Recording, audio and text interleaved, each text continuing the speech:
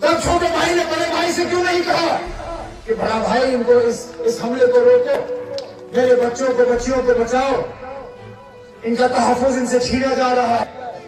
तब कहा था ये रिश्ता जब बंबई से हमारे लोग जो वहां पे मजदूरी कर रहे थे, इज्जत की रोटी कमा रहे थे, उनको मार मार के पीट के वहां से भगाया गया।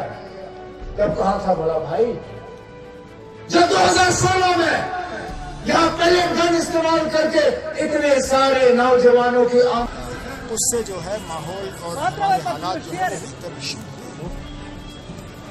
जिस तरह हाईवे बंद करके लोगों को तकलीफ में डाला जा रहा है, उससे आपको क्या लगता है कि यहाँ के लोगों का गुस्सा कम होगा या यहाँ के लोगों का गुस्सा बढ़ेगा?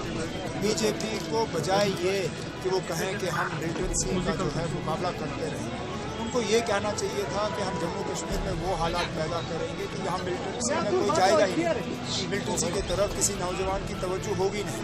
लेकिन बदकिस्मती से ये अकल बीजेपी को आती नहीं है। वो चाहते हैं कि यहाँ हालात खराब ही रहे और उन खराब हालात को जो है वो बाकी मुल्क में इस्तेमाल कॉन्फ्रेंस की जाने से एक बयान आया है जिसमें उन्होंने कहा कि वो दफा 370 और 35 का दिफा करेंगे। सर, इसका रिएक्शन जाना चाहिए।